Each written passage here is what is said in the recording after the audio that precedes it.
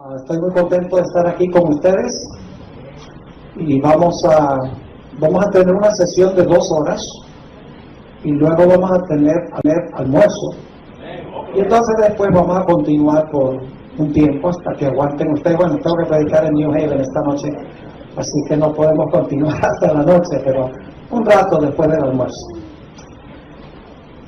Oré mucho y debatí mucho sobre qué hablar en el tiempo que vamos a estar juntos. Pensé en la posibilidad de presentar una serie sobre eventos finales.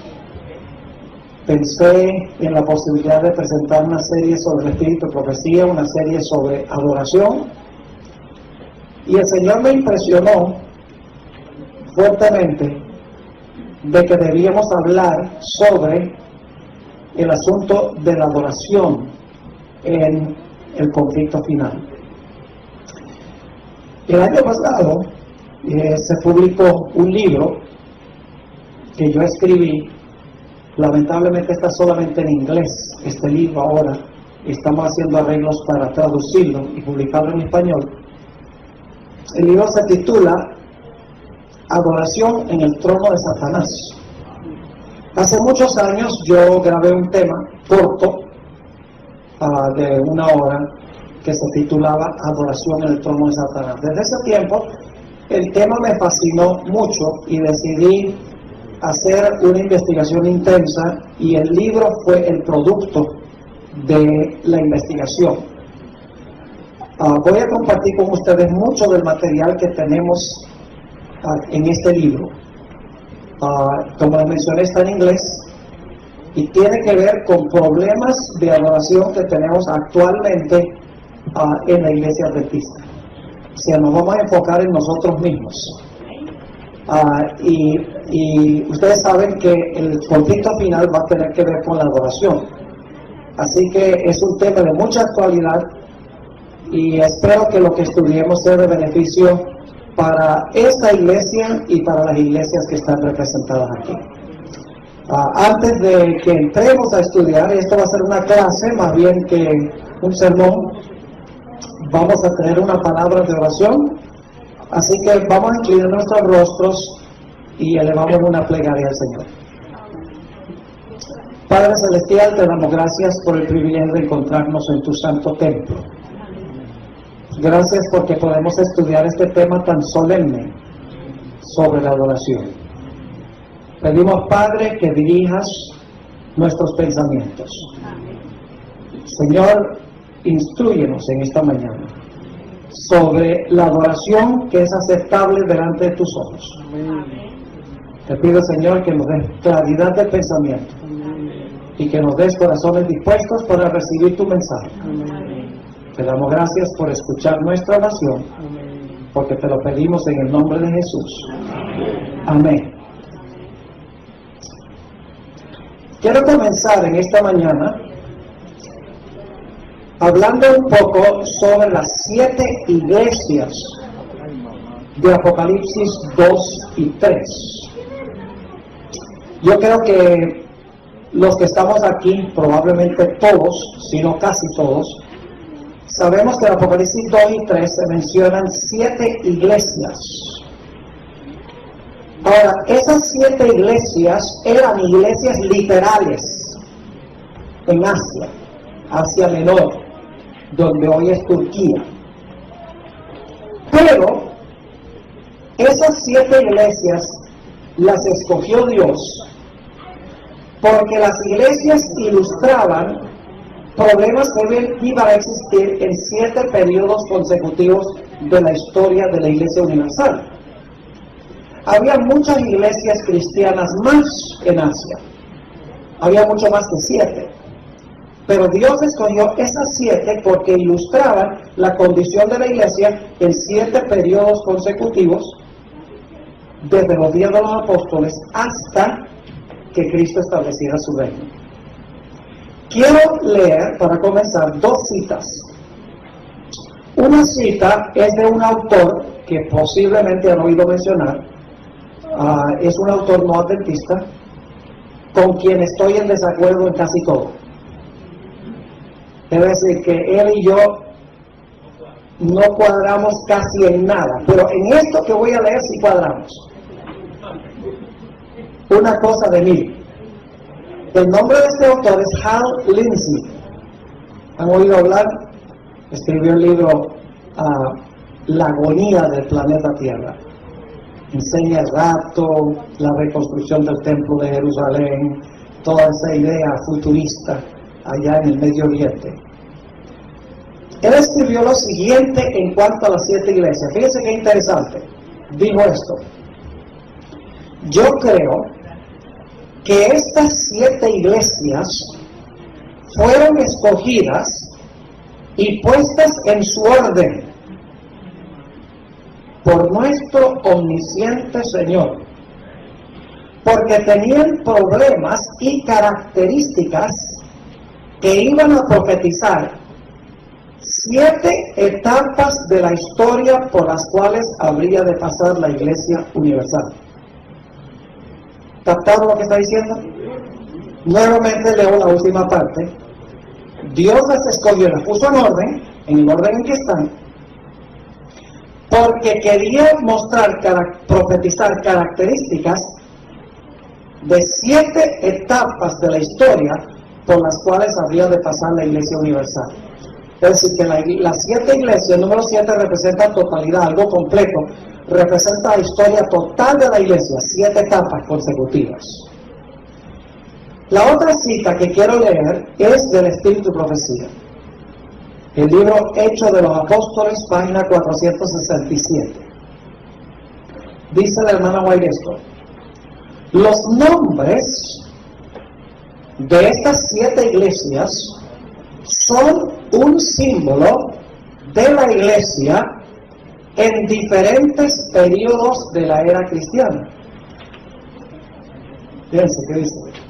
Los nombres indican la Iglesia en diferentes periodos de la Iglesia cristiana. El número 7 indica algo completo y significa que los mensajes se extienden hasta el fin del tiempo, mientras que los símbolos usados revelan la condición de la Iglesia en diferentes periodos de la historia. Dice básicamente lo mismo que Hal Lindsey en otras palabras. Yo creo que la hermana White en más nada estuvo de acuerdo con Hal Lindsey, sin molestia. Ahora, esas 7 iglesias, yo las voy a poner aquí en la pizarra, son la iglesia de Éfeso, la iglesia de Esmirna, la iglesia de Pérgamo, la iglesia de Tiatira, la iglesia de Sardis, la iglesia de Filadelfia, no la de Pensilvania, ¿no? Filadelfia, y luego finalmente la iglesia de Laodicea. Esas son las 7 iglesias. Ahora, la mayoría de los eruditos que han estudiado las 7 iglesias han llegado a la conclusión de que estas 7 iglesias representan los siguientes periodos de la historia de la iglesia. La iglesia de Éfeso es la iglesia apostólica, la iglesia de los apóstoles. La iglesia de Esmirna es el periodo de las persecuciones por parte del Imperio Romano. Así que ponemos aquí persecuciones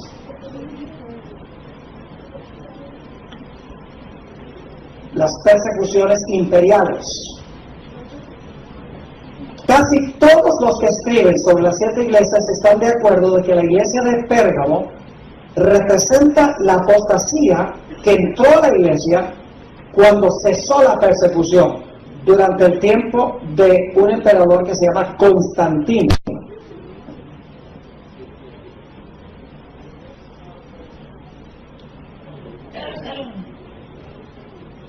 Todos concuerdan en que la iglesia de Tiatira, donde obra esa mujer Jezabel, la mujer ramera, representa el periodo de dominio de la iglesia. es decir, el periodo de dominio papal, durante la Edad Media, durante lo que se conoce como las Edades Oscuras.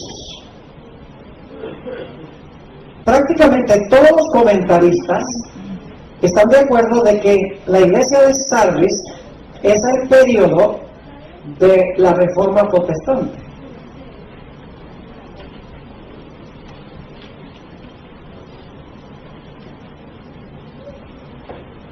Prácticamente todos. Y ya cuando uno llega a la iglesia de Filadelfia y la Odisea, ya no dicen mucho en cuanto a qué periodos de la iglesia representan estas dos iglesias. Dicen, sí, eso representa las iglesias en el tiempo del fin. Pero yo quisiera compartir con ustedes el hecho de que la iglesia de Filadelfia, y eso lo vamos a estudiar ahora en más detalle, la iglesia de Filadelfia representa la iglesia inmediatamente antes de 1844. La iglesia entre 1798 y 1844. Y esto lo vamos a estudiar en detalle. Y la iglesia de la Odisea es la iglesia que existe desde 1844 en adelante. Así que todos concuerdan hasta llegar a Sardis. Ya cuando llegan a Filadelfia y la Odisea, los eruditos no adventistas dicen, bueno, son etapas de la iglesia en el tiempo del fin, pero no especifican. Los teólogos adventistas sí han especificado, dicen que Filadelfia es el movimiento milenita, el anuncio de que la hora de su juicio ha llegado, y que la iglesia de la Odisea es la última iglesia, la iglesia adventista, nuestro periodo. O sea, los eruditos adventistas sí lo tienen claro. Ahora, es importante reconocer, antes de que leamos, porque vamos a enfocarnos especialmente en el mensaje a la iglesia de Filadelfia, es importante notar que el nombre de la Odisea viene de dos palabras griegas. Laos, nada tiene que ver con el país de Laos. Y la palabra dikaios, que significa juzgar al pueblo. El nombre de la Odisea significa juzgar al pueblo o juzgando al pueblo. Quiere decir que la iglesia de la Odisea es la iglesia ¿de qué? Del tiempo del juicio. La iglesia del tiempo del juicio, muy importante. Es decir, ¿cuál es la iglesia que viene inmediatamente antes del juicio? Filadelfia, es la que viene inmediatamente antes del juicio. Y después de la iglesia de Filadelfia, viene la iglesia del juicio. Muy importante eso. Ahora quiero que vayamos a Apocalipsis, el capítulo 3. Apocalipsis 3. Y vamos a leer los versículos 7 y 8. El mensaje a la iglesia de Filadelfia, que es la iglesia inmediatamente antes de ¿qué? Inmediatamente antes de comenzar el juicio. Apocalipsis 3, 7 y 8. Fíjense lo que dice. Escribe al ángel de la iglesia en Filadelfia. Esto dice el santo, el verdadero, el que tiene, ¿qué tiene? La llave de David. ¿Qué es eso? ¿Qué es la llave de David? ¿Para qué se usa una llave? ¿Y también para qué? Para abrir y para trancar. Exactamente. Ahora fíjense lo que dice. Tiene la llave de David, el que abre y ninguno cierra, y cierra y ninguno abre. ¿Qué hace con la llave de David? Abre y ¿qué? Y cierra. Hay algo que abre y hay algo que cierra. Ahora, les voy a mostrar que lo que la llave abre es una puerta. Sigamos leyendo. Yo conozco tus obras. He aquí, he puesto delante de ti una ¿qué? Una puerta abierta. ¿Qué colocó Dios delante de Filadelfia? Una puerta abierta. Ahora yo pregunto, si usted tiene una puerta, ¿debe tener un edificio dentro de la puerta? ¿O conoce usted nada más una puerta que está parada sola? Imagínense ustedes caminando por la calle y una puerta solita ahí. No, una puerta siempre lleva dentro de un edificio. Entonces, claro, la pregunta clave aquí es, esta puerta cierra algo, cierra una puerta, y esta llave abre otra puerta, y es la llave de David. La pregunta clave es, ¿cuál es la puerta que cierra y cuál es la puerta que abre? Bueno, tenemos que regresar al Antiguo Testamento. Isaías 22, 21 y 22. Isaías 22, 21 y 22, porque de ahí viene la idea de la llave de David. Note lo que dice. Y vamos a ir despacito. Generalmente yo he tenido que hacer este seminario apurado, porque lo presento en un sermón. Entonces me toca sintetizar y me toca resumir. Aquí me voy a espaciar. Y vamos a estudiar el seminario completo. Ok. Vamos a masticar. Vamos a tragar, vamos a masticar. Isaías 22, 21 y 22. En aquel día llamaré a mi siervo Eliaquim, hijo de Hilcías, y lo vestiré de tus vestiduras y lo ceñiré de tu talabarte. Talabarte es un cinturón. Ahora escucha lo que le voy a decir. En el Antiguo Testamento se usa a menudo la palabra vestiduras y se usa la palabra talabarte. Y se usa para hablar de la vestimenta de cualquier persona. Vestiduras, talabarte, cinturón o manto. Pero siempre que estas dos palabras aparecen juntas, la palabra vestiduras y la palabra talabarte, cada vez que esas palabras aparecen juntas en un versículo, siempre, sin excepción, están hablando de la vestimenta del sumo sacerdote. ¿Captaron el punto que estoy tratando de recalcar? Así que cuando se lee Isaías 22, 21 y 22 y dice, en aquel día llamaré a mi siervo Eliaquim, hijo de Hilcías, y lo vestiré de tus vestiduras y lo ceñiré de tu talabarte, quiere decir que Eliaquim va a jugar la función de ¿qué? De sumo sacerdote. Y ahora escuchen bien. Y entregaré en sus manos tu autoridad o tu potestad. ¿Qué se le va a dar a Hilcías? ¿Se le va a dar autoridad o se le va a dar potestad? En realidad la idea del hebreo es, se le va a dar la facultad de gobernar. Se le va a dar la facultad de gobernar. Es decir, lo van a vestir como sumo sacerdote, y cuando lo vistan de sumo sacerdote le van a dar la capacidad de gobernar. Y sí, pienso lo que sigue diciendo. Y será para padre al morador de Jerusalén y a la casa de Judá. Y ahora escuchen bien. Y pondré la llave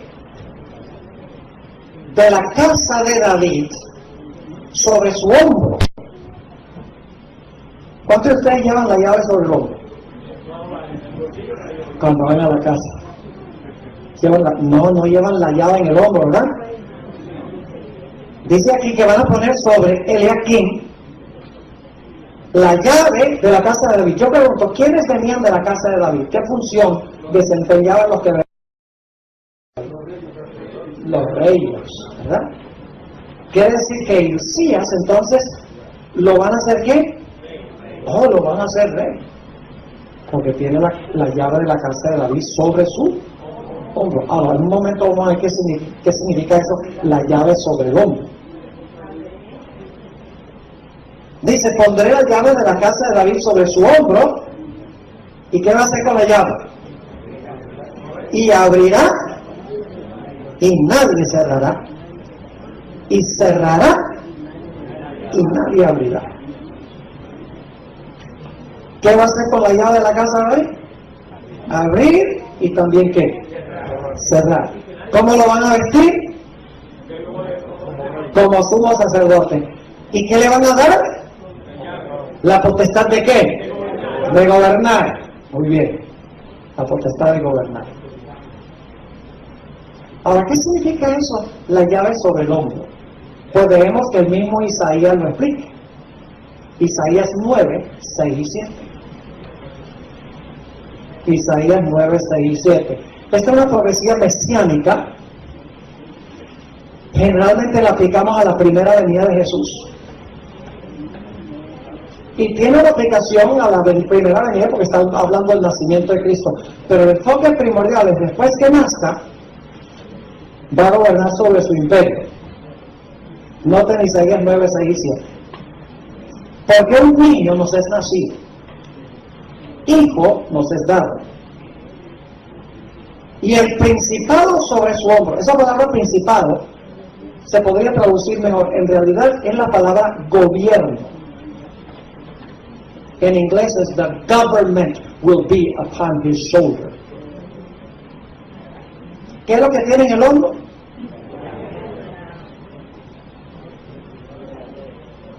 Sobre su hombro lleva ¿qué? La llave. ¿Pero qué más lleva?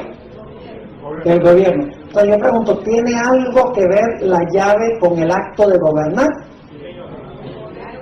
La mismita palabra, la misma expresión del mismo profeta. Ahora, sigamos leyendo. Porque un niño nos es nacido, hijo nos es dado, y el principado o el gobierno sobre su hombro. Y se llamará su nombre admirable, consejero, Dios fuerte, Padre eterno, príncipe de paz. Y ahora escuchen. Lo dilatado de su imperio. Dilatado significa la extensión. La extensión de su imperio y la paz no tendrán ¿qué? Límite. Sobre el trono de David, es un rey, va a gobernar. Se le va a dar un gobierno sobre el trono de David y sobre su ¿qué? Sobre su reino. ¿Y cómo va a adquirir este reino? Note la última parte del versículo, dice, disponiéndolo y confirmándolo. ¿Cómo es que va a disponer y confirmar este reino?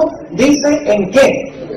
En juicio y en justicia, desde ahora y para siempre. El celo de Jehová de los ejércitos hará esto. ¿Cómo es que Jesús va a adquirir su reino? ¿Cómo es que este individuo va a adquirir el reino? ¿A los golpes? No, dice ¿con qué? Con juicio y en justicia. Es decir, para adquirir su reino hay que hacer un ¿qué? Un juicio. ¿Están captando el cuadro? Lo visten como sumo sacerdote. Tiene la llave de la casa de David para abrir una puerta. Y va a entrar por la puerta para adquirir su ¿qué? Su reino. Y el reino lo adquiere por medio de ¿qué? De un juicio. ¿Están captando la idea? Y esto se presenta en Apocalipsis 3 en el mensaje a Filadelfia. Ahora, la pregunta que necesitamos contestar es esta. ¿Cuál puerta es la que abre para desempeñar la obra como sumo sacerdote, para entrar allá, para adquirir su reino, haciendo una obra de juicio? La pregunta clave es, ¿cuál puerta es la que va a abrir? Bueno, aquí tenemos el problema de que el santuario tenía 3 puertas. La primera puerta del santuario llevaba del campamento al atrio. Yo pregunto, ¿será esa la puerta que abre con la llave? ¿La que lleva del campamento al atrio? ¿Saben por qué no puede ser? ¿Qué representa el atrio? El atrio es la tierra, porque ahí estaba el altar donde se sacrificaban los animales. ¿A dónde se sacrificó a Jesús? En la tierra. Es decir, el atrio representa la obra terrenal de Jesús. Esa no puede ser la puerta. Y ustedes dicen, ¿por qué no, pastor? Por la sencilla razón de que la puerta se abre en la iglesia de Filadelfia. Pero Cristo murió en la iglesia de Éfeso. ¿Están entendiendo lo que estoy diciendo? No puede ser la puerta del atrio, porque Cristo abrió la puerta del atrio y vino a la tierra por ahí a comienzos de la era cristiana. La iglesia de Filadelfia es después de 1798. No puede ser la puerta del atrio. Pero hay un segundo apartamento. No solamente el atrio, sino que había una puerta que llevaba del patio al lugar santo, una segunda puerta. Entonces uno se pregunta, ¿será que la llave que abre la puerta abre esa segunda puerta al lugar santo? Tampoco puede ser. Yo pregunto, ¿cuándo es que Jesús entró al lugar santo? Al lugar santo. ¿Cuándo entró Jesús al lugar santo?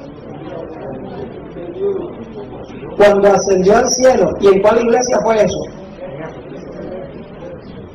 La primera iglesia, Éfeso. Pero la puerta que estamos leyendo en Filadelfia se abre ¿cuándo? Después de 1798. No puede ser tampoco la puerta al lugar santo, porque Jesús entró allá cuando ascendió. Pero la puerta que se abre en la iglesia de Filadelfia es una puerta que se abre mucho más adelante en la historia de la iglesia cristiana. ¿Si están conmigo o no están conmigo? ¿Están siguiendo? Ahora, ¿cuál puerta será? Pues vayan conmigo, Apocalipsis 11 y el versículo 19. Apocalipsis el capítulo 11 y el versículo 19. Interesante. Ahora escuchen, lo que voy a leer es un evento que se realiza entre la sexta y la séptima trompeta. El versículo que voy a leer ahora se realiza entre la sexta y la séptima trompeta. Las trompetas también son una ilustración de la historia de la iglesia. Y yo sé que hay muchos en la iglesia adventista hoy en día que están reinterpretando las trompetas. Y están diciendo que las trompetas son futuras. Que las trompetas, va a haber la primera trompeta dice que cae una estrella del cielo. Y entonces cae sobre el mar y una tercera parte de las criaturas en el mar dejan de existir. Dicen que eso es un asteroide. Y entonces la segunda trompeta es una lluvia de meteoritos que van a caer, va a matar una tercera parte de la humanidad. Esa interpretación no es una interpretación adventista. Sin embargo, se está enseñando en la iglesia adventista. Las trompetas hay que enseñarlas desde una perspectiva historicista. Siempre hemos creído que las iglesias comienzan, las 7 iglesias comienzan en la era apostólica y terminan al final de la historia. Siempre hemos enseñado que los sellos comienzan en la era apostólica, terminan al final de la historia. Siempre se ha enseñado que las trompetas comienzan en la época apostólica y terminan al final de la historia. Es decir, la interpretación de las trompetas es una interpretación historicista. Claro, se presta la interpretación de las trompetas como asteroides y meteoritos y un montón de demonios literalmente saliendo de un lugar donde están encarcelados por allá en el subterráneo, se presta para gran sensación. Pero en realidad no es parte de la palabra profética más segura. Déjenme explicarles por qué razón, hermanos y hermanas. Entre la sexta y la séptima trompeta tenemos la escena de Apocalipsis 10 y 11. Es decir, Apocalipsis 10 y 11 está transcurriendo entre la sexta y la séptima trompeta. Apocalipsis 10 habla del librito, y esto estoy haciendo un paréntesis, habla del librito que Dios le dijo a Juan que se comiera. Y el librito iba a ser dulce en la boca y amargo en el vientre. ¿Qué evento representa ese hecho según el Espíritu de Profecía? El gran chasco de 1844. Y está pasando entre la sexta y la séptima trompeta. Apocalipsis 11, la hermana White dice que se aplica a la Revolución Francesa. Los dos testigos, los 1260 años, luego la culminación con la Revolución Francesa, y entonces culminando finalmente con el comienzo del juicio, que es un evento que comienza en 1844. Entonces, mi pregunta es esta: ¿cómo podemos decir que las trompetas todas son futuras, cuando Apocalipsis 10 y 11, el Espíritu de Profecía claramente dice que está transcurriendo entre la sexta y la séptima trompeta, y que eso pasó en 1844? ¿Están entendiendo lo que estoy diciendo? Lo que hace es restarle fuerza a la aplicación de Apocalipsis 10 y 11 a lo que pasó en 1844. El diablo no ama mucho 1844. No ama nada lo que pasa desde 1844 en adelante. Se le busca la forma de sustraer las cosas de su contexto con el fin de que la gente no vea a qué se aplica verdaderamente esa profecía. Ahora leamos Apocalipsis 11:19. Recuerden que esto está pasando bajo la sexta trompeta. Filadelfia, ¿qué iglesia? ¿Qué número? La 6. Ahora vamos a leer un versículo donde está hablando de eventos que pasan en la sexta, entre la sexta y la séptima trompeta. Escucha lo que dice Apocalipsis 11:19. Y el templo de Dios, luego ¿qué dice? El templo de Dios fue abierto. Si fue abierto es porque antes tenía que estar cerrado. El templo de Dios fue abierto en el cielo. Y la pregunta clave es: ¿qué templo es este el que se abre en el cielo? ¿Qué lugar? Dice: y el arca de su pacto se veía en el templo.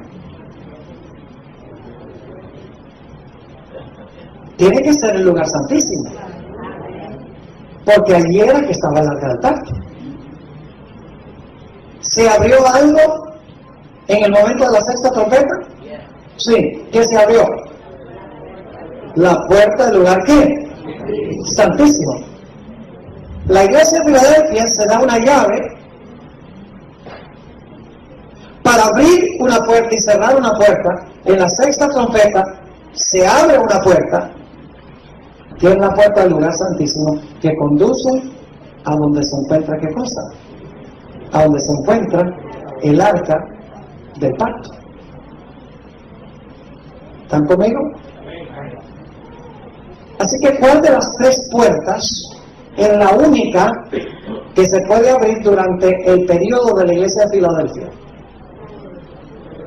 Tiene que ser la puerta que conduce al lugar santísimo.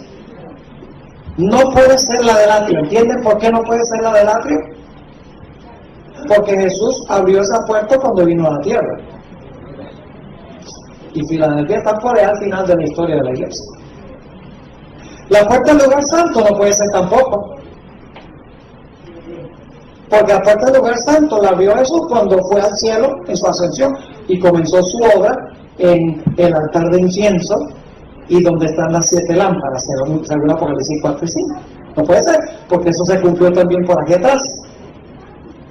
Solamente queda ¿cuántas puertas? No queda sino una. La puerta que lleva del lugar santo al lugar santísimo. Es la única. Ahora, si se abre la puerta del lugar santísimo para ver el arca del pacto, la pregunta clave es, ¿cuál puerta se cerró entonces?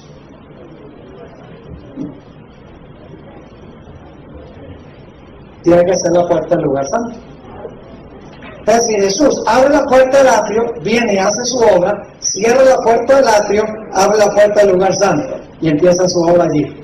Cuando su labor en el lugar santo termina, cierra la puerta del lugar santo y abre la puerta ¿de qué? Del lugar santísimo. Y cuando Cristo salga del lugar santísimo, va a trancar la puerta del lugar santísimo. ¿Están conmigo? Y usted dice, bueno, ¿y esto qué tiene que ver con la adoración? Esperen nomás. Porque vamos a ver algunas cosas escalofriantes. Pero necesitamos tener este contexto. Ahora quiero que vayamos a Daniel 7. Les voy a mostrar varias profecías paralelas. Daniel 7.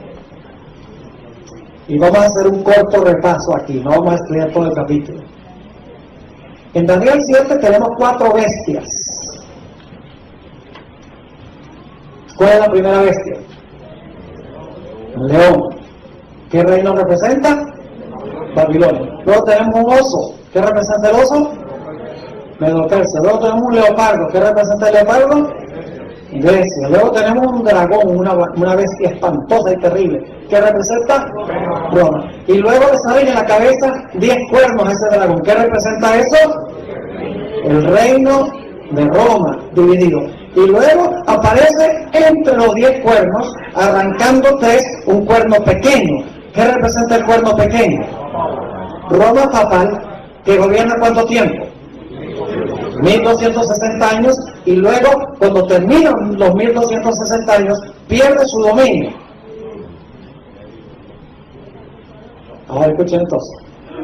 Daniel 7 nos lleva a Babilonia, Medo-Persia, Grecia, Roma. Roma dividida, Roma papal. 1798. Pero ahora quiero que noten qué pasa después que gobierna el cuerno pequeño. Daniel 7, 9 y 10. ¿Qué comienza cuando el papado recibe su herida mortal? Daniel 7, 9 y 10.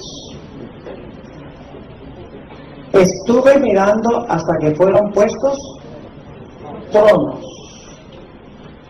y se sentó un anciano de días. Pregunto, si se sentó el anciano de días, antes tiene que haber estado parado, o tiene que haber venido de otra parte. Se sentó un anciano de días, cuyo vestido era blanco como la nieve y el pelo de su cabeza como lana limpia. Su trono llama de fuego y las ruedas del mismo. Es un trono con ruedas. ¿Para qué son las ruedas? Pues para rodar. Es decir, un trono movible. Algunos creen que el trono debió estar anclado en el lugar santísimo, con tuercas y tornillos. ¿No?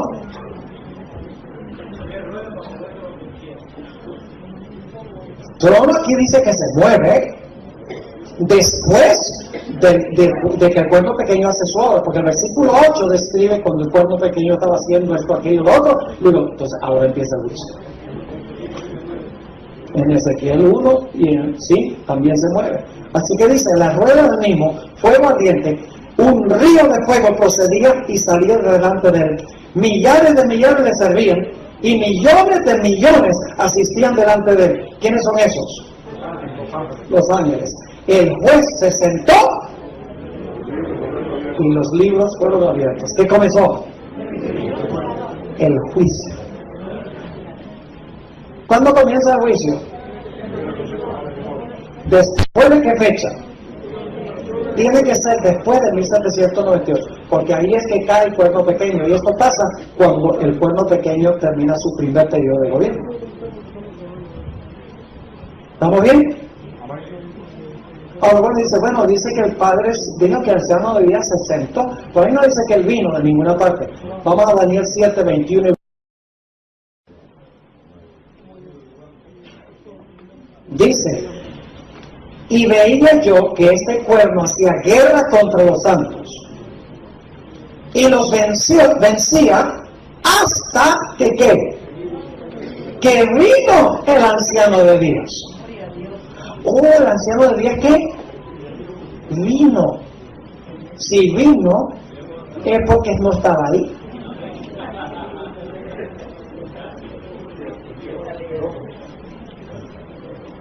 Yo no les puedo decir que vine a university si vivo en university. El padre se movió hasta que vino el anciano de días. ¿Y qué pasa cuando viene el anciano de días? Dice: y se dio, ¿qué cosa? El juicio a los santos del Altísimo, es decir, a favor de los santos del Altísimo. Y llegó el tiempo y los santos recibieron ¿qué? El reino. Ahora hay una partecita que necesito ver. ¿Recuerdan lo que pasó? Según el mensaje de la iglesia de Filadelfia, dice que a Eliakim se le iba a vestir con el talabarte, se le iba a vestir con las vestiduras, y se le iba a hacer un juicio para que recibiera el reino y la potestad. ¿Recuerdan esto? Vamos a Daniel 7, 13 y 14. Se abre la puerta con la llave, entra el padre, el anciano de días se sienta, pero ahora vamos a ver que entra otro. Daniel 7, 13 y 14. Y miraba yo en la visión de la noche, y he aquí con las nubes del cielo venía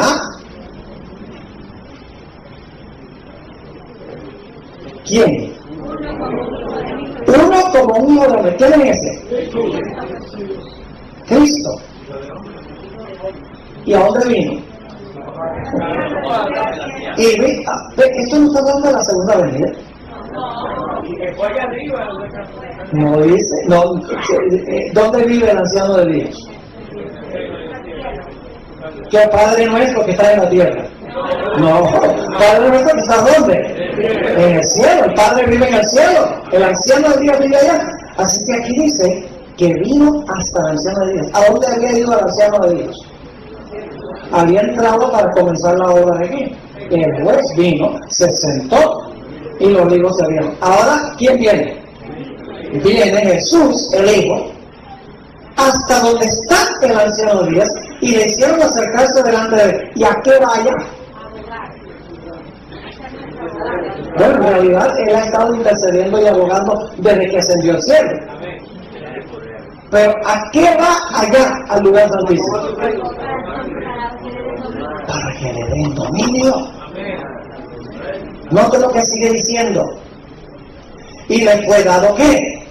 Dominio, gloria y reino, para que todos los pueblos, naciones y lenguas le sirvieran. Su dominio es dominio eterno, que nunca pasará, y su reino, uno, que no será destruido. Para siempre. ¿Están conmigo o no están conmigo? Repasemos. La llave de David, ¿a dónde está? En el hombre. ¿Por qué está en el hombre? ¿Qué va a hacer con la llave? Abrir para adquirir ¿qué cosa? Para adquirir ¿qué cosa? Potestad, porque la potestad la tiene en el hombre. ¿Y cómo es que va a adquirir su reino? ¡Oh! ¿Haciendo un qué? Un juicio. ¿Y cómo va a estar vestido mientras está haciendo ese juicio? No, es un sacerdote. Y todo se está pasando ¿bajo cuál iglesia? La puerta se abre y está sucediendo bajo la iglesia de Filadelfia. Entonces, ¿cuándo comienza el juicio? Comienza después del 1700. Y si vamos a Daniel 8:14 nos da la fecha específica, que es hasta 2310, y el santuario será purificado. El 22 de octubre de 1844. Dice, las fiestas judías nos dan el mes y el día, y Daniel 8:14 nos da el año. Gloria a Dios. No se contradice el año. Las fiestas nos dan el mes y el día, y Daniel 8:14 nos da el año. Día, mes y año en las profecías bíblicas. Ahora, ¿vamos bien hasta aquí? Metódicamente.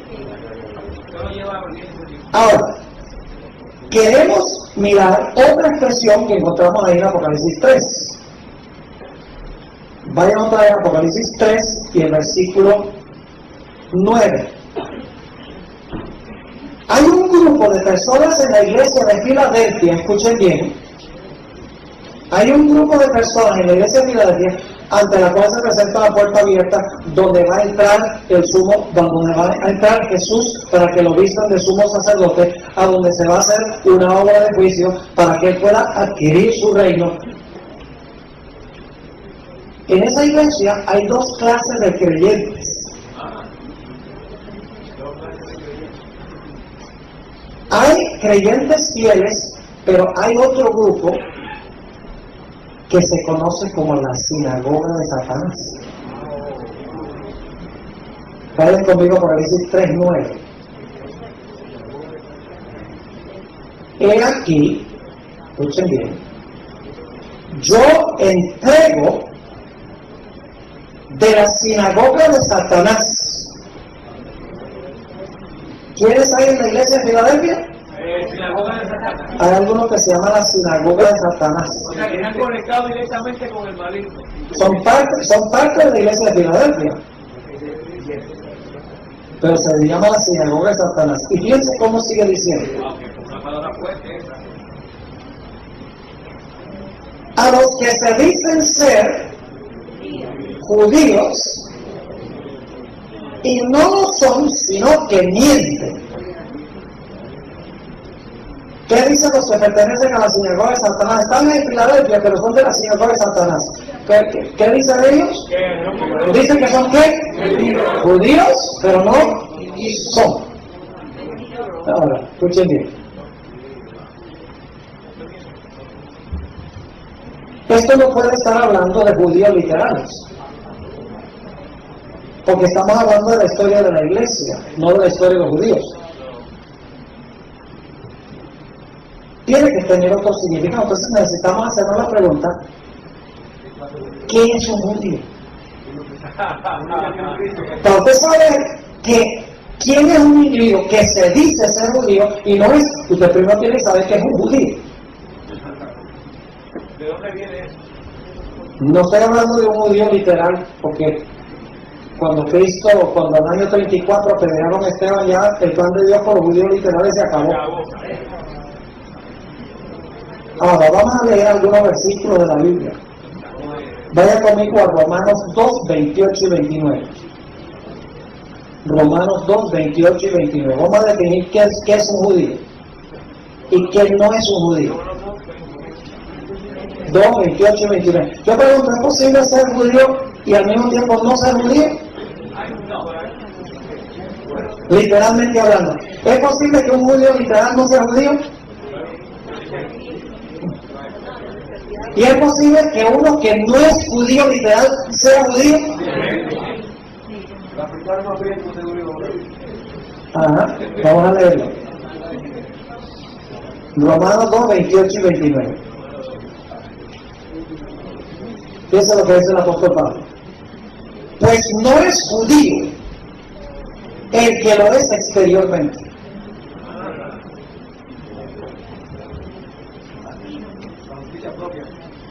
ni es la circuncisión la que se hace exteriormente en la carne, sino que es judío el que lo es en lo interior. Ave María, aleluya. Y la circuncisión es la del corazón. en espíritu, no en letra, la alabanza del cual no viene de los hombres, sino de Dios. Entonces el apóstol Pablo dice, los judíos literales, que Dios no ha cambiado su corazón para que acepten al Mesías, no son judíos. Los judíos son los que han aceptado a quién, a Cristo como Salvador. No importa cuál sea su sangre ni dónde vive. Nota Romanos 9, 6 al 8. Romanos 9, 6 al 8. Todavía estamos poniendo las bases. Sí, porque uno no puede construir las paredes de un edificio sin tener fundamento. Así que vamos lento pero seguro. Noten Romanos 9, 6 al 8. No que la palabra de Dios haya fallado, porque no todos los que descienden de Israel son israelitas.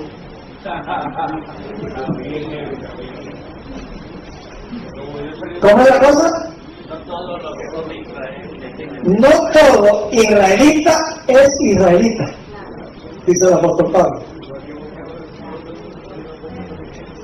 Ni por ser descendientes de Abraham son todos hijos. Pues usted puede ser hijo de Abraham y no es hijo de Abraham. Literalmente puede ser hijo de Abraham, pero no ser en verdad hijo de Abraham. Exacto. Sino en Isaac te será llamada descendencia. Eso es, no los que son hijos según la carne son los hijos de Dios, es decir, los que son literalmente judíos, sino los que son hijos de la promesa del Mesías, son contados como descendientes. ¿Qué es un judío? Aquella persona que de corazón ha aceptado a quién, a Cristo como Salvador y Señor. Fíjense lo que dijo Jesús en Juan 8, 37, para que capten este punto. Los judíos decían que eran hijos de Abraham, pero ¿qué querían hacer con Jesús? Matarlo. ¿Eran hijos de Abraham? No, porque Jesús dice, Abraham vio mi día y se gozó. Si proféticamente cuando Abraham estuvo dispuesto a sacrificar a su hijo, él estaba viendo proféticamente que el Padre iba a dar a Jesucristo a su hijo. Y dice que cuando lo vio se gozó. Juan 8:56 lo dice. Entonces Jesús le dice, ustedes dicen que son hijos de Abraham. Abraham vio mi día y se gozó. Ustedes ven mi día y me quieren matar. ¿Cómo dicen que son hijos de Abraham entonces? Entonces exactamente lo contrario que Abraham. Noten Juan 8:37. Sé que sois descendientes de Abraham. Es decir, yo sé que ustedes son descendientes de Abraham, físicamente hablando, pero procuráis matarme porque mi palabra no haya cabido en vosotros. Saltemos al versículo 44. Vosotros sois de vuestro padre el diablo. ¿Era la sinagoga de quién? De Satanás. ¿Qué es la sinagoga de Satanás? Los que se dicen ser judíos y qué no son. Vosotros sois de vuestro padre el diablo y los deseos de vuestro padre que dice hacer. Él ha sido homicida desde el principio y no ha permanecido en la verdad, porque no hay verdad en él. Cuando habla mentira, de suyo habla, porque es mentiroso y padre de mentira. Noten uno o dos textos más. Gálatas 3, 28 y 29. Estamos definiendo lo que es un judío. Dice aquí el apóstol San Pablo, Gálatas 3, 28 y 29. Ya no hay judío ni griego, no hay esclavo ni libre, no hay varón ni mujer, porque todos vosotros sois uno en Cristo Jesús. Y si vosotros sois de Cristo, ciertamente simiente de Abraham sois y herederos según la promesa. ¿Qué es ser hijo de Abraham? ¿Ser de quién? De Cristo.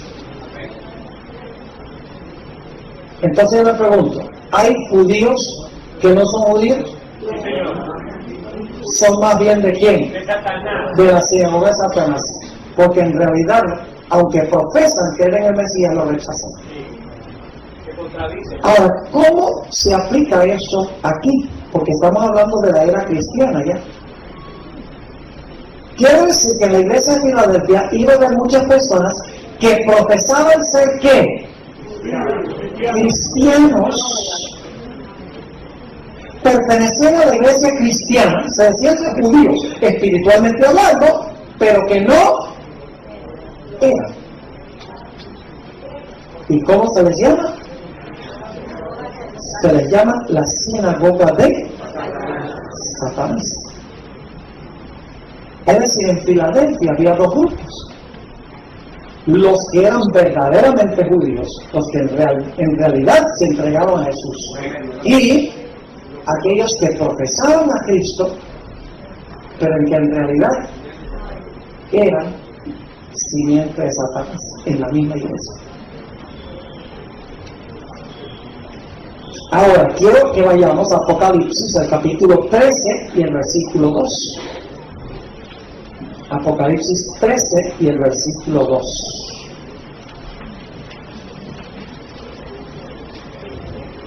Se van a mencionar las mismas bestias que vimos en Daniel 7. Apocalipsis 13, 2. Dice, y la bestia que vi era semejante a un leopardo, y sus pies como de oso, y su boca como boca de león, y el dragón le dio a la bestia su poder, su trono y grande potestad. Y luego la bestia, ¿cuánto tiempo gobierna? 1260 días. Esto está siguiendo la misma secuencia que Daniel 7. León, oso, leopardo, dragón, bestia. Misma secuencia de Daniel 7. Pero ahora quiero que noten algo muy interesante. Apocalipsis 14, 6 y 7. No pierdan este punto porque es muy importante. Después que Apocalipsis 13 menciona las mismas bestias, león, oso, leopardo, dragón, y luego el dragón tiene 10 cuernos, y luego la bestia por 1260 años. En Apocalipsis 14, 6 y 7 se anuncia ahora que va a comenzar ¿qué cosa? El juicio. ¿Recuerdan Daniel? Después que el cuerno pequeño gobernó, después de todos estos poderes, dice, el juez se sentó y los libros se abrieron. Ahora, después de que se menciona la bestia en Apocalipsis 13, en Apocalipsis 14, 6 dice, vi volar por el medio del cielo a otro ángel que tenía el evangelio eterno para predicarlo a los moradores de la tierra, a toda nación, tribu, lengua y pueblo, diciendo a gran voz, temed a Dios y dadle gloria, porque la hora de su juicio ha llegado. Mismo contexto, mismo orden, misma secuencia, la mismita secuencia. La hora del juicio, ¿qué? Comienza, que ahora escuchen lo que les voy a decir. Inmediatamente después de hablar de que la hora del juicio comenzó, el mensaje del segundo ángel de Apocalipsis 14 habla de algo muy interesante. 14:8. Otro ángel le siguió diciendo, ha caído Babilonia, la gran ciudad, porque ha hecho beber a todas las naciones del vino del furor de su fornicación. ¿Qué poder se menciona bajo el segundo ángel? Babilonia. Aquí tenemos a Filadelfia, que la secuencia viene después de 1798. Y se menciona en ese contexto la sinagoga de Satanás. El mensaje del primer ángel dice, la hora de su juicio ha llegado, y luego se menciona ¿qué? Babilonia. Es decir, Babilonia es lo mismo que ¿qué? Que la sinagoga de Satanás. ¿Y saben qué es Babilonia? Babilonia es un sistema religioso que profesa ser cristiano, pero que se ha prostituido. Se le llama la gran ramera en Apocalipsis 17, y la ramera tiene hijas que se han constituido, profesan ser cristianos.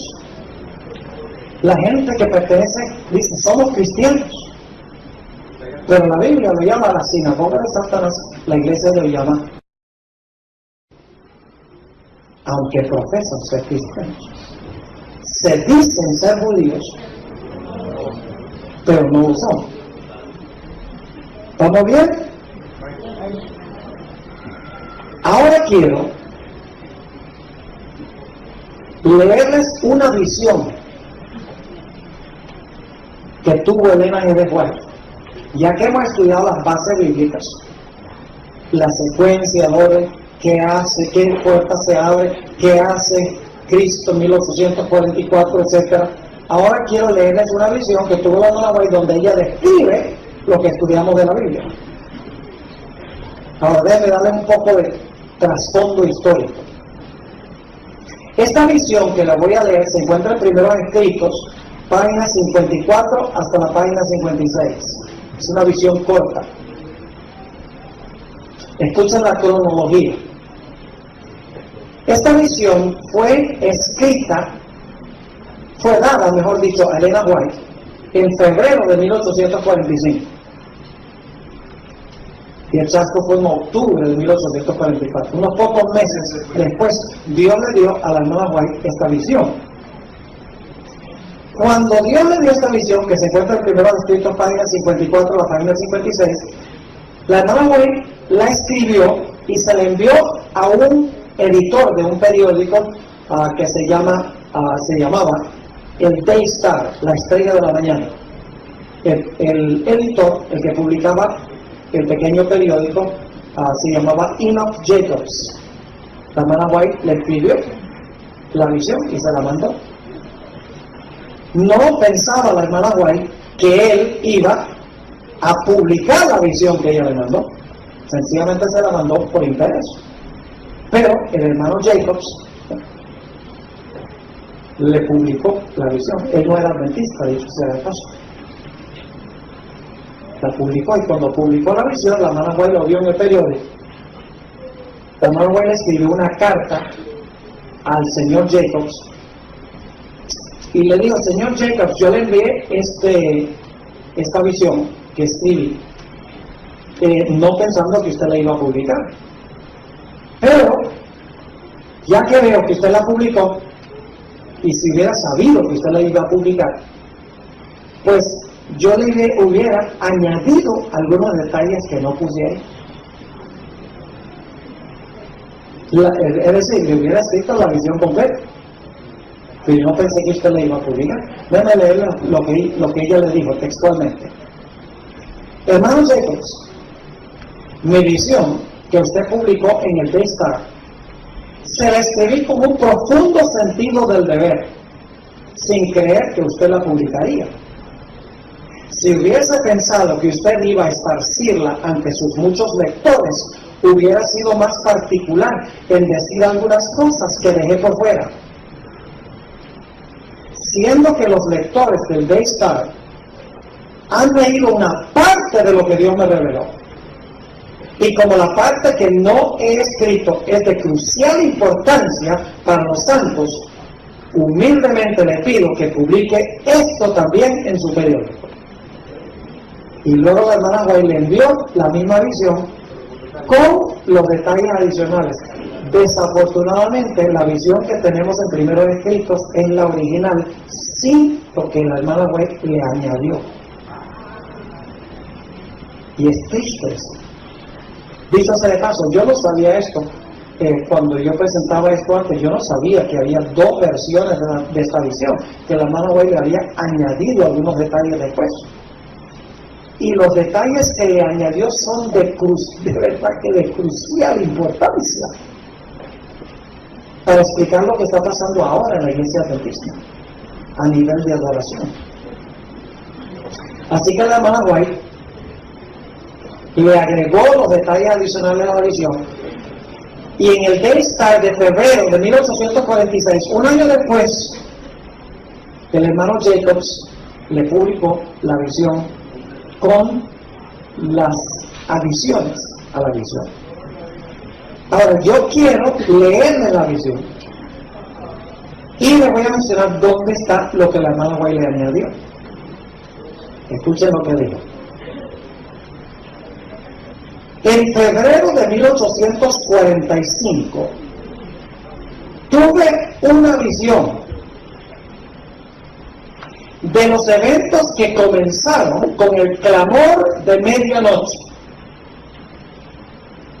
O sea, ¿dónde comienza la visión que vio la hermana White? Comenzó, dice ella, con el clamor de medianoche. Y usted dice, pero pastor, ¿qué es eso del clamor de medianoche? Les voy a explicar. Lamentablemente, la mayoría de los adventistas ignoran completamente la historia denominacional. Entonces, hablamos del clamor de medianoche y todas esas cosas. ¿Qué es eso? Porque es que ya llevamos más de llevamos cerca de 150, 160 años desde que ocurrió eso. Escuchen lo que es el clamor de medianoche. Originalmente Guillermo Miller y sus compañeros enseñaron que Jesús iba a venir en el año 1843. No vino en 1843, así que ajustaron la fecha a la primavera de 1844 y lógicamente tampoco vino en la primavera. Se quedaron cortos. Sí. La primera interpretación se quedaron cortos por el año. Ellos era en abril 18 que se le daba, de 43, pero quedaron cortos porque tenían, no de 44, le faltaban como el tiempo hasta febrero. Y entonces cuando él estudió el calendario rabínico, entonces se dieron cuenta que ellos tenían que interpretarlo por el año que era de octubre. Sí. A eso vamos ahorita, porque es importante tomarlo paso a paso. Es correcto lo que usted está diciendo. Jesús no vino de primavera de 1844 tampoco. Y después de eso, los milenitas se desanimaron. Se echaron una desinflada terrible. Se fueron a trabajar en sus campos, se fueron a hacer otras cosas. Hubo un periodo de desaliento. Es el periodo en que duermen las 10 vírgenes. ¿Ok? En la parábola de las 10 vírgenes. Pero en julio de 1844, un hombre con el nombre de Samuel Snow, después de estudiar las fiestas judías, descubrió que el día de expiación no es en la primavera, sino en el otoño. Entonces, ¿cómo nosotros decimos que el día de expiación, la purificación del santuario, significa que Cristo va a venir a purificar la tierra en su segunda venida, y estamos diciendo que va a ser en la primavera, cuando la fiesta judía era en el otoño? Y entonces, calculando, llegó a la conclusión de que Jesús iba a venir el 22 de octubre de 1844, el día de expiación, ese año. Y tenía razón, que iba a pasar algo de crucial importancia en ese tiempo. Ahora, cuando el pastor Snow compartía esa información, los mileritas, que en realidad ansiaban la venida de Jesús, representados por las 5 vírgenes sabias, que también durmieron, se despertaron. Habían tenido una relación íntima, personal, verdadera con Jesús, pero se habían desanimado, habían dormido por un tiempo. Ahora se despertaron. Nosotros no prestamos atención como las 5 vírgenes falsas. Y empezaron a proclamar este mensaje desde julio hasta el 22 de octubre de 1844. Empezaron a publicar: "He aquí viene el esposo, preparados para recibirlo". Ese fue el fuerte clamor de medianoche.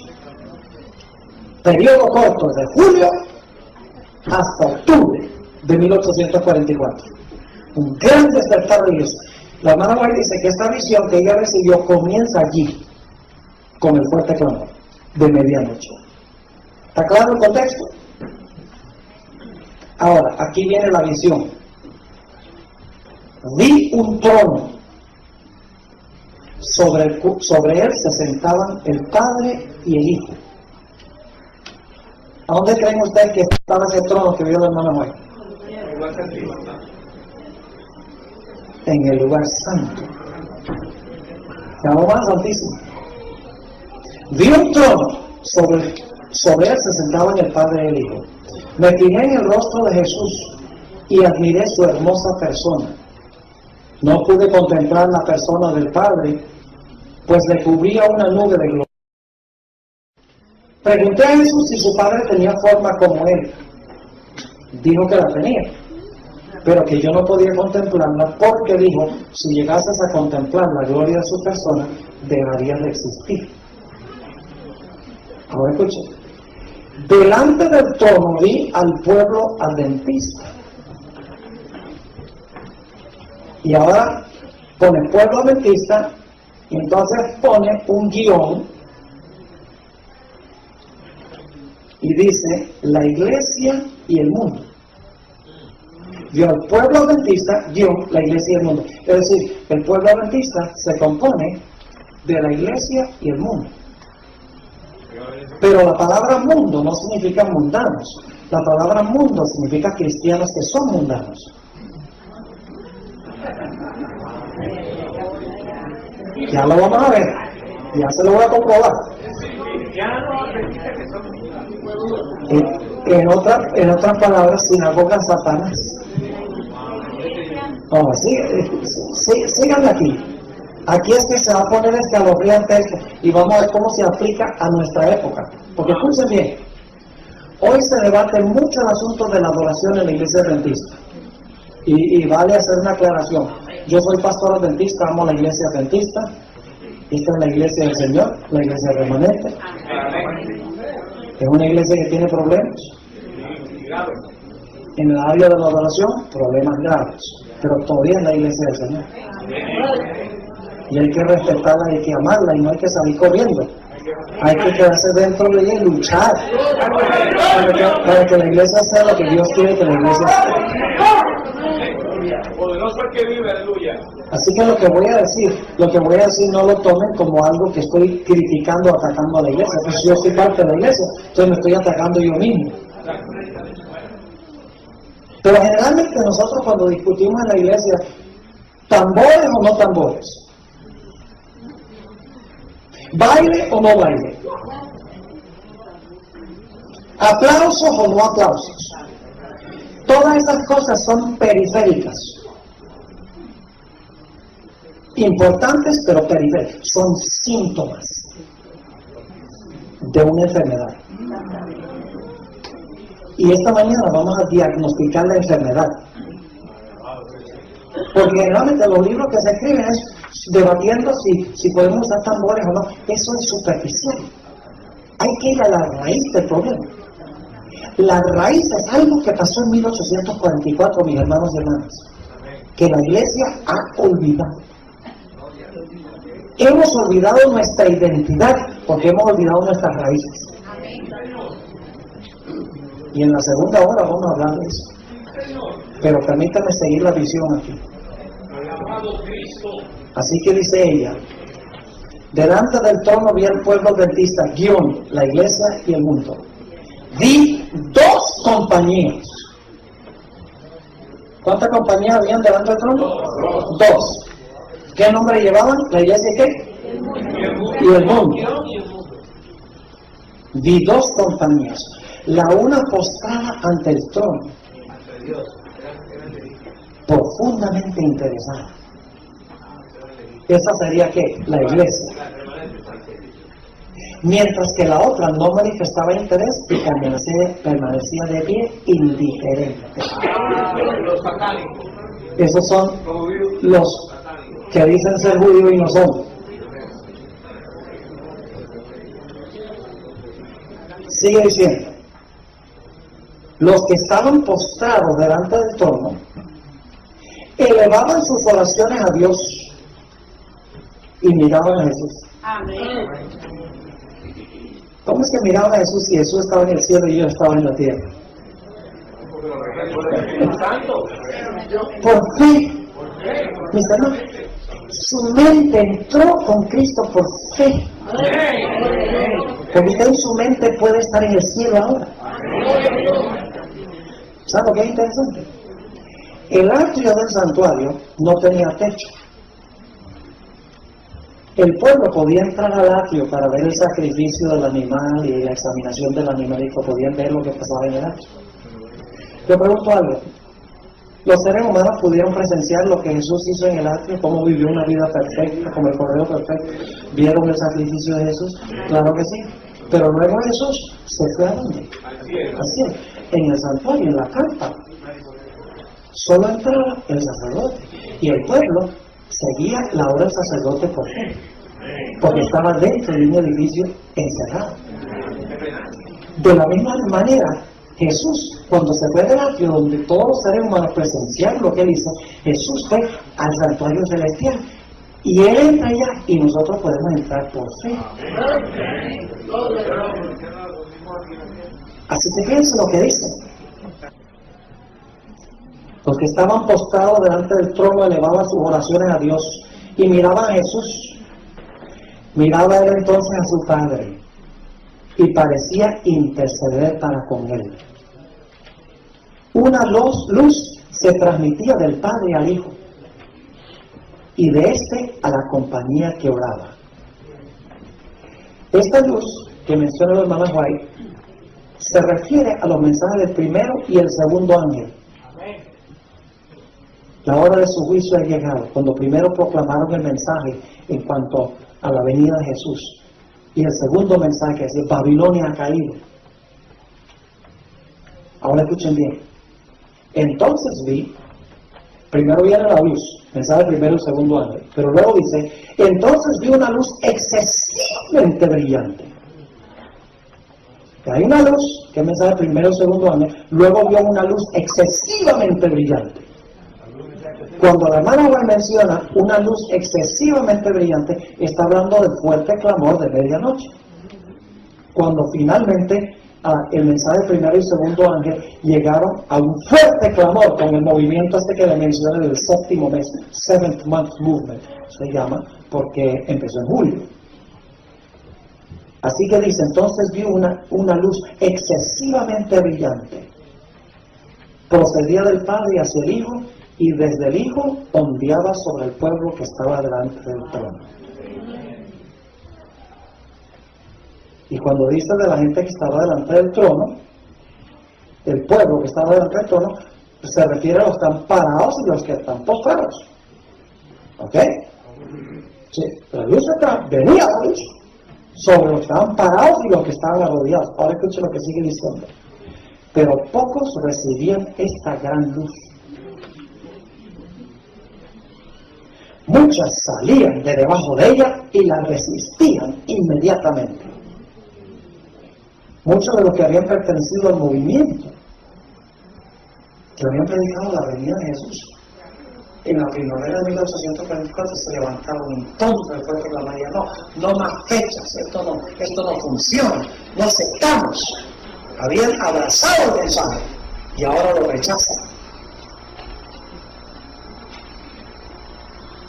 Sigue diciendo, y fíjense, dice: pocos recibieron esta gran luz, muchos salían de debajo de ella y la resistían inmediatamente. Luego dice: otros eran descuidados, que son los que están parados delante del trono, y no apreciaban la luz, y ésta se alejaba de ellos. Algunos la apreciaban y se acercaban para postrarse con la pequeña compañía que oraba. Algunos no estaban parados, vinieron que se arrodillaron, mientras que algunos que estaban arrodillados la resistieron y se fueron.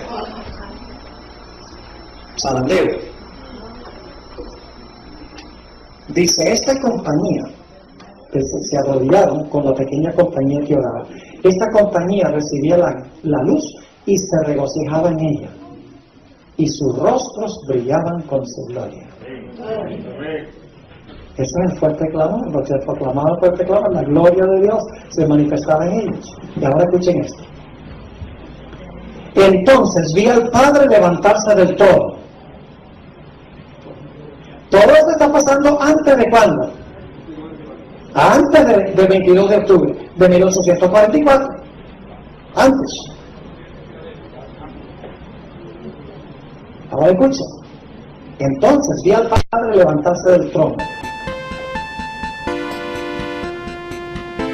y en un carro de llamas entró en el lugar santísimo al interior del velo y se sentó.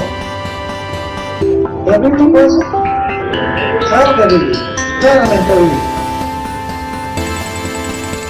Ahora sí, si se levantó del trono, ¿dónde está? En el lugar santísimo. Imagínense, si entró al lugar santísimo y se levantó del trono y entró al lugar santo. Así que dice, entonces vi al Padre levantarse del trono y en un carro de llamas entró al lugar santísimo, al interior del velo y se sentó. Luego dice ella, allí vi tronos que no había visto antes. ¿Sabes quiénes se sientan sobre los tronos? Los 24 ancianos. Fíjense qué interesante. Hago un corto paréntesis aquí. En unos 15 minutos vamos a tomar un break. Y no vamos a regresar a estudiar algunas cosas bien emocionantes, pero quiero que capten esto. Si ustedes ven Apocalipsis 4, van a encontrar que allí se encuentra uno sentado en el trono. Y hay 4 seres vivientes en medio del trono y 24 ancianos alrededor del trono. Pero en el capítulo 4 no aparece ni Jesús ni los ángeles. Yo he estudiado esto antes con ustedes. Finalmente, cuando en el capítulo 5 llega Jesús con la hueste angélica y se inaugura su ministerio en el lugar santo. Ahora, ¿saben lo que pasa en 1844? Todo lo que estaba en el lugar santo se mueve en el lugar santísimo. Los 24 ancianos se mueven, los 4 seres vivientes se mueven, el Padre se mueve, Jesús se mueve. Todo el mundo se mueve en el lugar santísimo, porque ahora se va a empezar una nueva obra. Sigue diciendo esto. Entonces, Jesús se levantó del trono. ¿Quién se levantó primero? No, primero. El Padre. Entró al lugar interior del velo y ¿qué? Se sentó. Ahora dice, entonces Jesús se levantó del trono. Y la mayoría de los que estaban posternados se levantó con él. ¿Quiénes se levantaron con él? Los que estaban de rodillas. Exactamente. No vi ni un solo rayo de luz pasar de Jesús a la multitud indiferente después que él se levantó. Y esta multitud fue dejada en perfectas tinieblas. ¿Están captando el cuadro? Los que se levantaron cuando se levantó Jesús tenían sus ojos fijos en él, mientras se alejaba del trono y los conducía un trecho. Alzó entonces su brazo derecho y oímos su hermosa voz decir, escuchen bien, aguardad aquí, voy a mi Padre para recibir el reino. ¿Ven lo que pasa? La iglesia se abre la puerta ¿para qué? Para ir a adquirir su ¿qué? Su reino. Pero lo hace haciendo ¿qué? Un juicio. ¿Y lo visten de cómo? De sumo sacerdote. Esto es bíblico. Sigue diciendo, aguardad aquí, voy a mi Padre para recibir el reino. Mantened vuestras vestiduras inmaculadas y dentro de poco volveré de las bodas y os recibiré a mí mismo. Después de esto, un carro de nubes, cuyas ruedas eran como llamas de fuego, llegó rodeado de ángeles a donde estaba Jesús. Él entró en el carro y fue llevado al lugar santísimo, donde el Padre estaba sentado. Todos están en Daniel 7, ya lo leímos. Allí contemplé a Jesús, el gran sumo sacerdote de pie delante del Padre. En la orla de su vestidura había una campana y una granada, luego otra campana y otra granada. Ahora viene una partecita que ella le añadió a la visión. Lo que he leído es lo que está en la visión en 1 Escritos. Pero ahora viene un agregado muy importante. Lo voy a leer en inglés, porque en español no se puede traducir exactamente. Inmediatamente después de describir la vestidura de Jesús, el gran sumo sacerdote, en pie delante del Padre, en la orla de su vestidura había una campana y una granada, luego otra campana y otra granada. Es decir, se está describiendo la vestimenta del sumo sacerdote, porque según vimos, talabarte y vestiduras se refieren al sumo sacerdote. La hermana White no está inventando esto. Esta es la Biblia. Lo único que ella está amplificando, está explicando lo que tenemos aquí. Ahora, escuchen lo que dice. Inmediatamente después de describir la vestidura, dice, lo voy a leer en inglés primero. Then Jesus showed me the difference between faith and feeling. Yo creo que muchos aquí entienden inglés.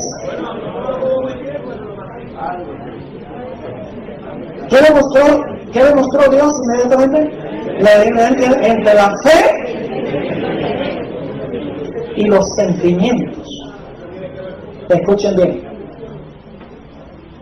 Lo que el hermano hoy quiere decir con esto, y yo lo voy a comprobar esto con lujo de detalles, lo que el hermano hoy quiere decir con esto es que aquellas personas que entraron con Cristo al lugar santísimo entraron allá por fe. Mientras que la gente que se quedó delante del trono, su experiencia religiosa se basaba sobre sus sentimientos, sus feelings. Toda su religión se basaba en emoción, en sentimientos. Ahora escuchen. Sigue diciendo. Ahora es que se va a poner asustoso esto. Los que se levantaron con Jesús elevaban su fe. Aquí viene la explicación. Elevaban su fe hacia el lugar santísimo. ¿Qué hacían los fieles? Basaban su experiencia ¿en qué? En la fe, en seguir a Jesús al lugar santísimo. Y ahora escuchen. Los que se levantaron con Jesús elevaban su fe hacia Él en el lugar santísimo y rogaban, Padre mío, danos tu espíritu. Entraban por fe al lugar santísimo y entendían lo que Jesús estaba haciendo, decían, danos tu espíritu. Y ahora escuchen, entonces Jesús soplaba sobre ellos el Espíritu Santo. En este aliento había luz, poder y mucho amor, gozo y paz.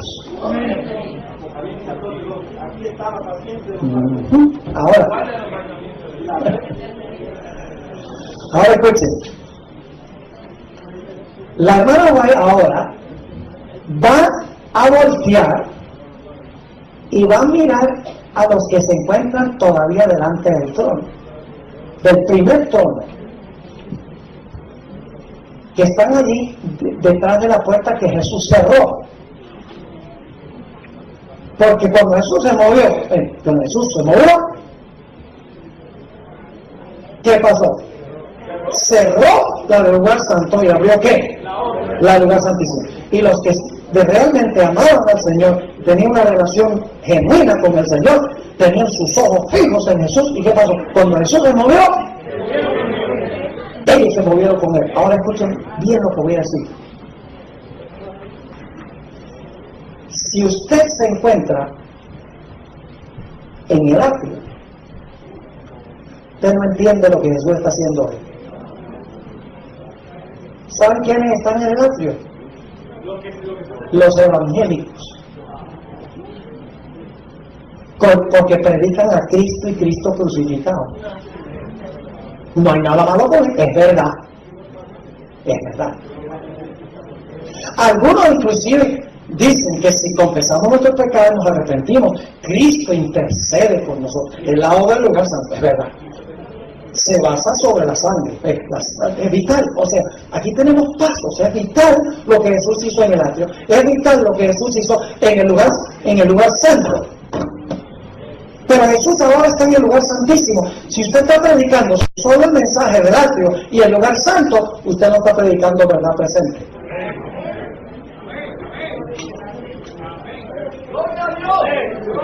¿Están conmigo? Ahora escuchen. Dice la hermana White, me di vuelta para mirar la compañía que seguía postrada delante del trono y no sabía que Jesús la había dejado. ¿Quiénes son esos? La sinagoga de Satanás o Babilonia. ¿Saben por qué se denuncia a Babilonia el mensaje del segundo ángel? Porque rechazaron el mensaje del primer ángel. Sigue diciendo, me di vuelta para mirar la compañía que seguía postrada delante del trono y no sabía que Jesús la había dejado. Satanás parecía estar al lado del trono procurando llevar adelante la obra de Dios. ¿Quién estaba allí tratando de llevar adelante la obra? Satanás. ¿Y quiénes estaban allí mismo adorando delante del trono? La sinagoga de Satanás. Ahora escuchen bien. Vi a la compañía alzar las miradas hacia el trono y orar. Padre, danos tu espíritu.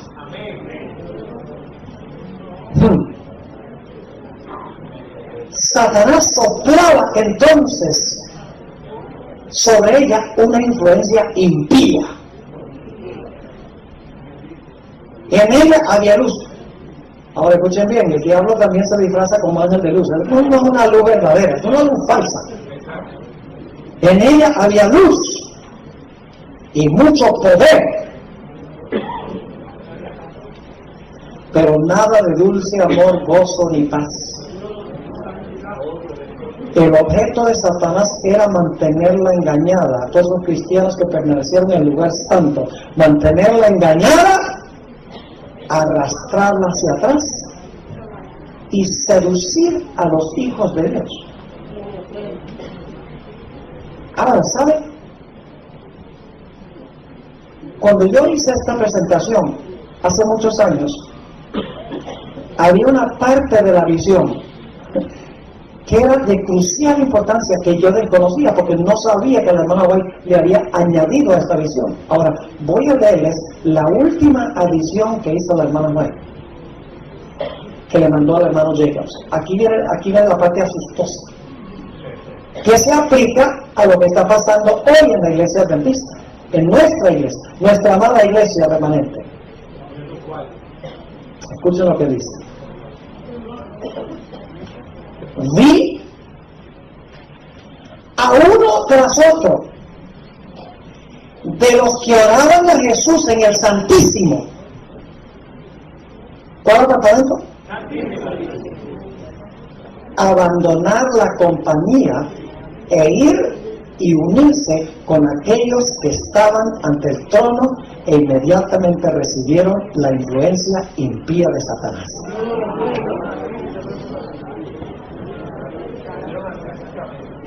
Muchos que habían entrado al lugar santísimo, ¿qué hicieron? Retrocedieron. Si entraron al lugar santísimo, tiene que ser adventista del séptimo día.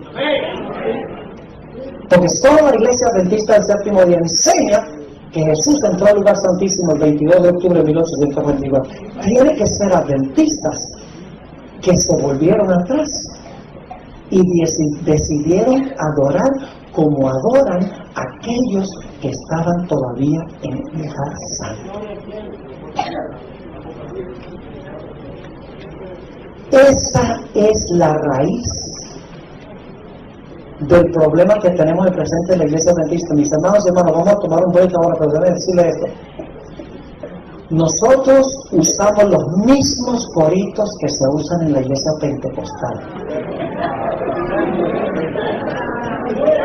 Aplaudimos como aplauden en la iglesia pentecostal. Ahora, no me entiendan mal, no estoy diciendo que los pentecostales son mala gente. Hay muchos pentecostales que son verdaderos hijos de Dios, aman a Jesús, no saben nada mejor. Pero nosotros no debemos ir a hablar como ellos deben aprender a hablar como nosotros.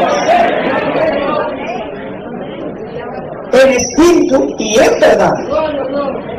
No es suficiente hablar en espíritu. Hay que hablar en espíritu y en verdad.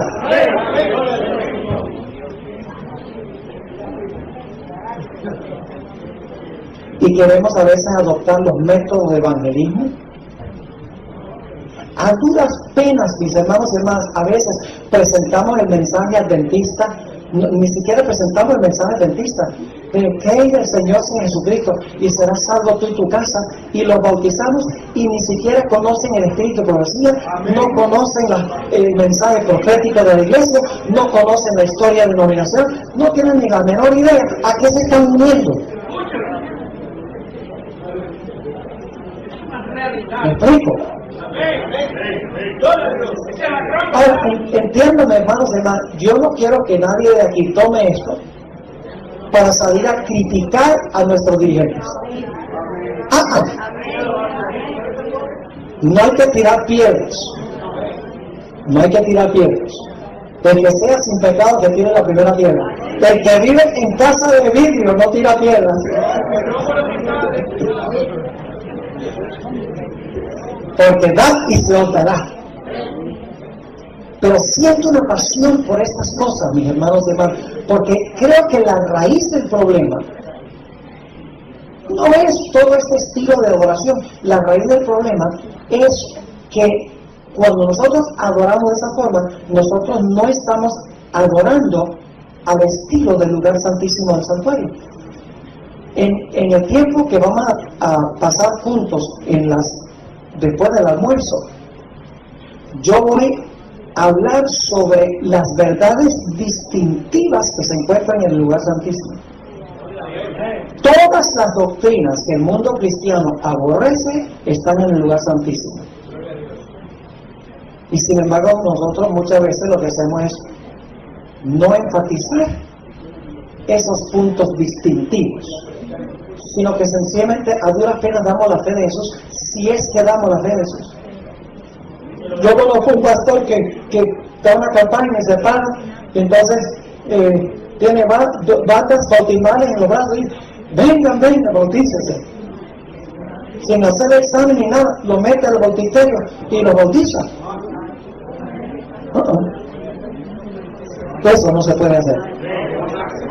Mire, Cristo dijo que iba a haber trigo y cizaña en la iglesia, pero no significa que debemos sembrar la cizaña.